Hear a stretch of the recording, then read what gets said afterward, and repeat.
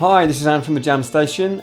A few weeks ago we released a Gary Moore style backing track featuring a characteristic minor key melody for you to learn. Now, composing a melodic solo in this style was great fun, so I thought it would make a cool lesson for any of you out there who are either interested in Gary Moore's style of guitar playing or perhaps writing your own guitar hooks and melodies. Now, Gary Moore put out a huge variety of material during his career. I chose to focus the backing track on two of his most celebrated tracks, Still Got the Blues,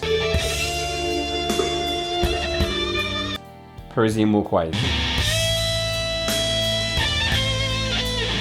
Both of which feature a triplet feel, 6/8 or 12/8 time signature, and an emotive, tuneful melody. Many guitarists enjoy playing these more than the song itself. Now, I can't vouch for how Gary would have composed his own melodies. Certainly his bluesy solos would have been almost entirely improvised, but the melodies themselves remain concise, beautiful, and memorable, so some thought would have definitely gone into creating those. I had the sound of the guitar in my mind, how I wanted it to sound, so we ripped into the lick. I'm going to try to demonstrate how you might create something that style yourself, and the lesson will take place over 4 steps.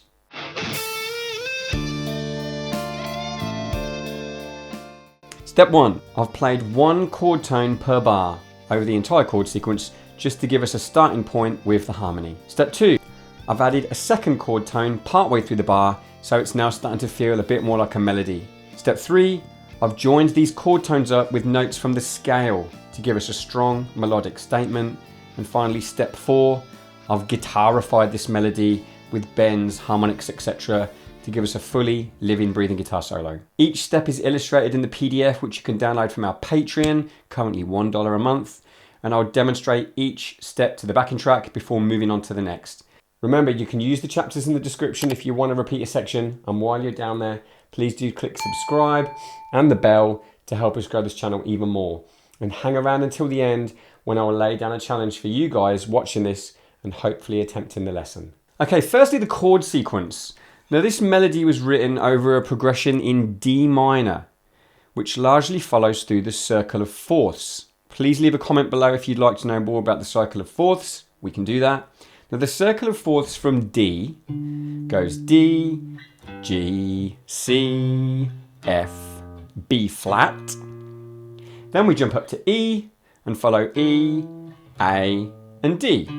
Back to where we started. Using those notes as root notes for our chords, the sequence is D minor, G minor, G minor over C, F major 7, B flat, E minor 7 flat 5, A7, and back to a D minor. And then just to take us back to the D minor in bar 1, we're playing in A7 sharp 9, okay, also known as the Hendrix chord. So step 1, single chord tones. In the tab marked A, you'll see I've started with a simple melody which just features 1 note or 1 chord tone per bar. I'll quickly show you how the notes fit within each chord, and then I'll play this to the backing track. D is the root note of D minor. B flat is the minor third of G minor. C is the 11th of G minor. It's also the root note of our bass. A is the major third of F major 7. And then we stay on A, which becomes the major 7th of B flat. G is the minor third of E minor 7 flat 5, or half diminished. And then E is the 5th of A7. And then F is the minor third of D minor. Finally, A is the root note of A7 sharp 9. So now you can see and hear how each note fits within the underlying chord. It gives us a strong starting point for the melody we're about to create. Let's play it.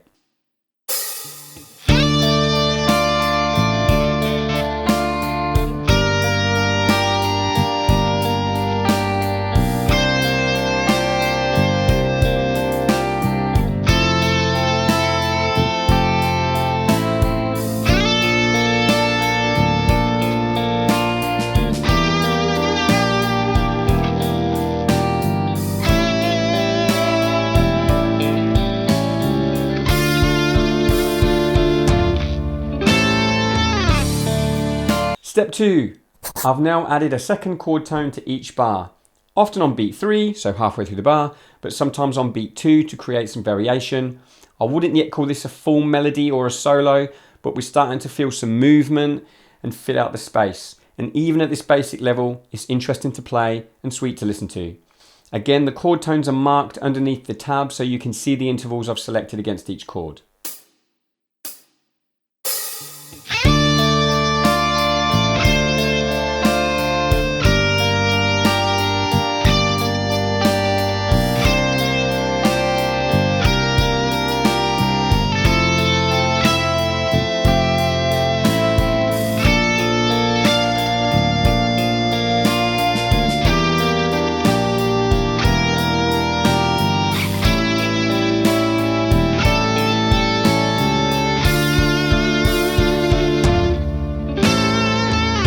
Step 3. I've now joined these chord tones up with scalic runs. Okay, they're simple, but we're joining those chord tones together. Mainly notes taken from the D natural minor scale.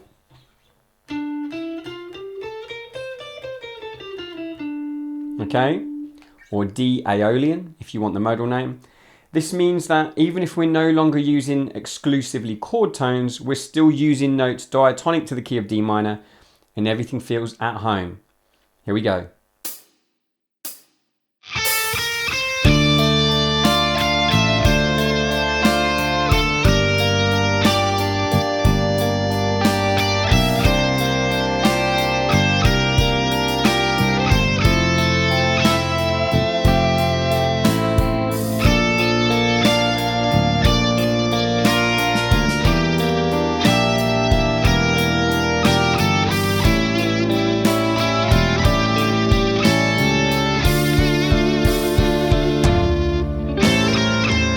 Finally, step 4.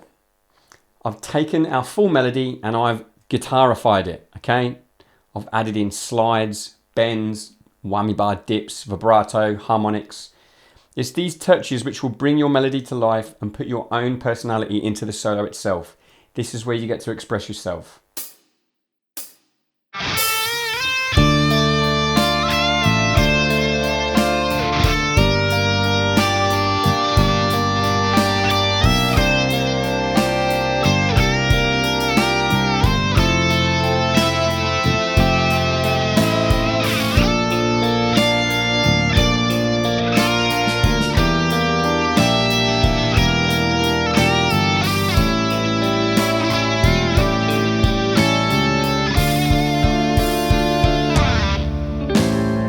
Okay, it's time for a challenge. I've written and played my solo. Now it's time for you to try the method. So go to our Gary Moore style backing track, linked below, and try the system for yourself. Just to recap, start with one chord tone per bar, add a second, and then start to join them together with scale tones. It probably won't be perfect straight away, but once you have a nice smooth melody, then add in the slides, the bends, the hammer-ons and pull-offs, the techniques that will make your solos sound like you. Practice makes perfect. Give it a go and please tag us in your results. Thank you for listening to the end. If you have any questions, perhaps you felt I could have included more or less steps or explained something in a bit more detail, please leave us a comment. As a bit of a bonus, if you've downloaded the tab, you'll see I've included the full guitar solo taken from the outro of the backing track. Jump over to the track now. I believe the link is there. Listen to it, try it out yourself. Best of luck. Thanks again for any likes, comments or subscriptions, and see you soon.